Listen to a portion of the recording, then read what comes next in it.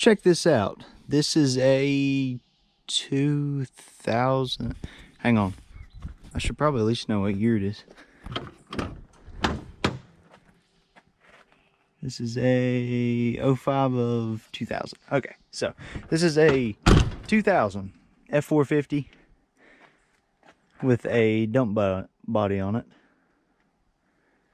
So yeah, I went up north to pick this up, so it is really rusty. But it was also really cheap. So anyways, I didn't get it off the trailer, and the catch is it don't run. So I'm gonna figure out how to get this off of here. It's the next day, so my neighbor was actually driving by with a skid steer when I was going to get the tripod to film me unloading this, and he just helped pull it off. So that was very nice of him.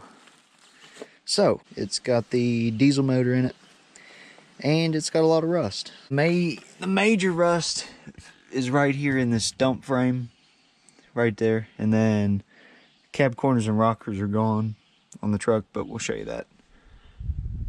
But the bed itself is pretty good.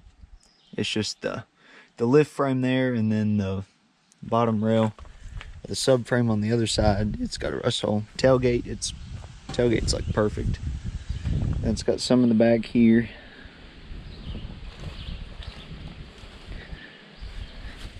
And there's this side. You can see the bottom of that. So it's got these nice toolboxes on here. Check this out. These things are big too. I mean, obviously they're big, and they are solid. It looks like they got rust on them, but it's all solid. So you can see the rockers are pretty much gone on it. Oh yeah.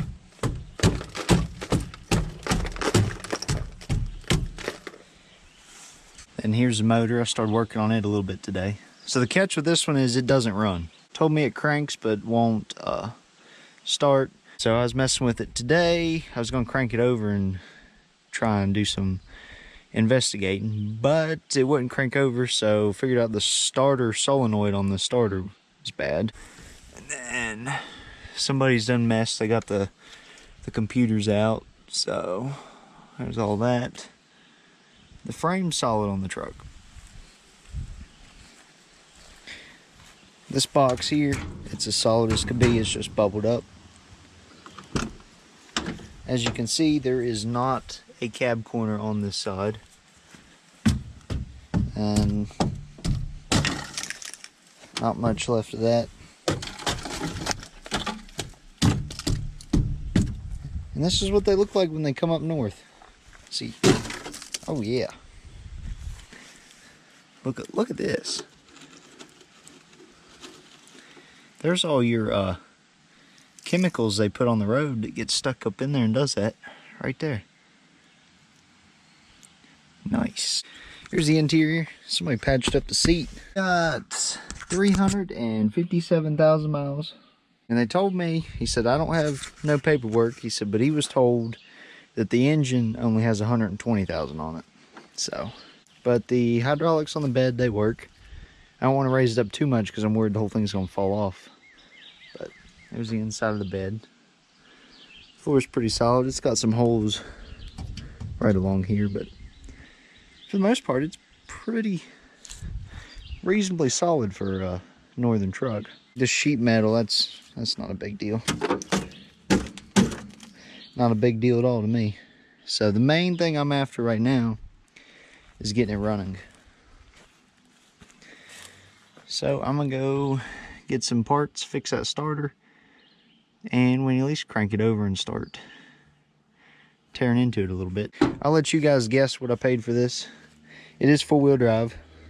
Get it right, I'll send you a sticker or something.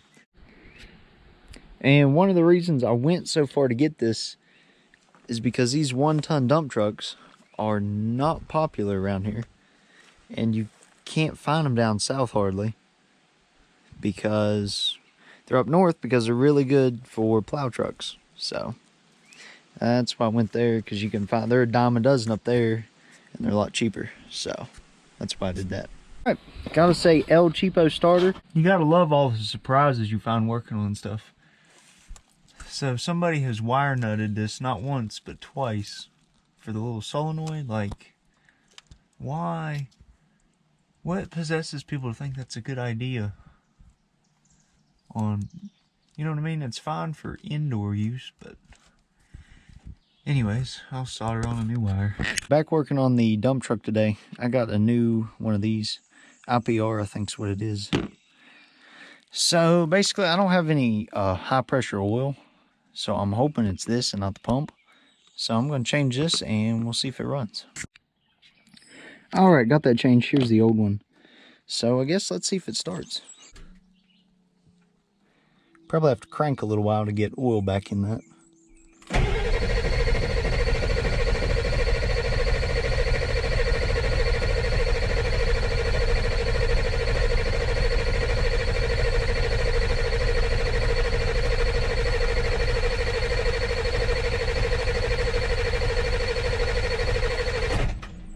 I see smoke, I smell fuel, so it's doing more than it was.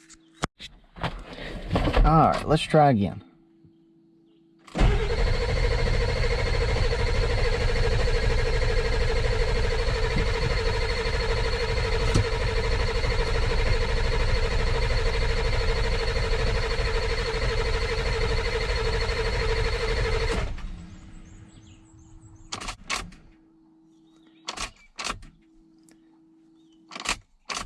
Cycling the fuel pump in case it had a leak, but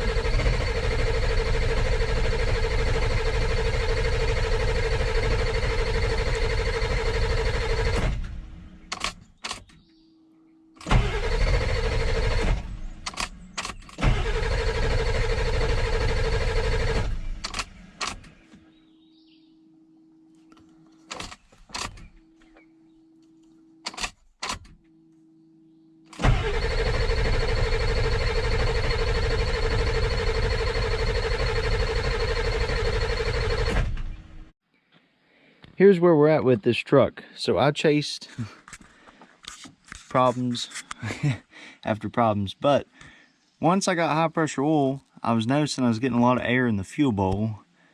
So I went back from the sending unit in the tank and chased the lines all the way up. And then chased up to here, took the fuel bowl off because I thought something was leaking in there, and ended up finding one of them. They got little rubber pieces that mashes down on when you tighten the nut.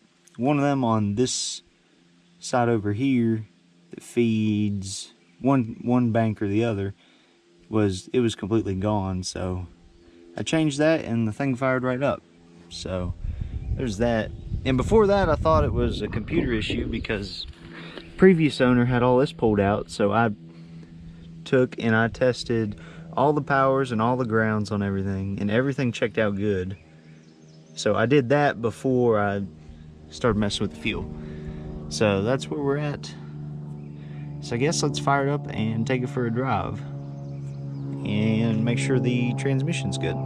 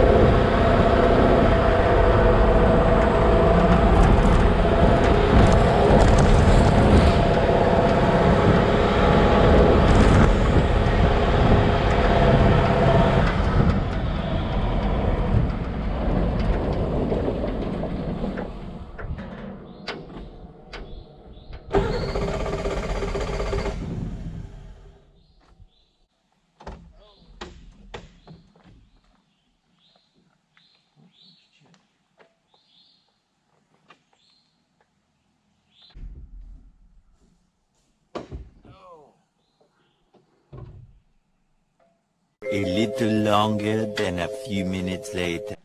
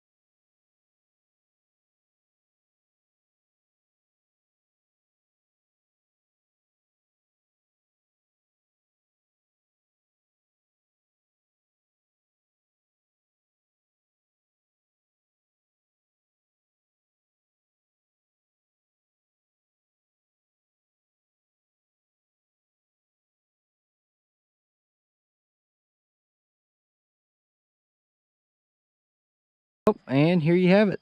Don't be like me and break down right there. What it was I unhooked the glow plug solenoid on there when I was cycling the key lot, diagnosing stuff. So I didn't want it burning that up. And I forgot, and that wire laid down and flopped against the motor and ground it out and was popping the PCM fuse, so that's all that was, nothing major. So anyways, guess this will be an introduction video to this truck.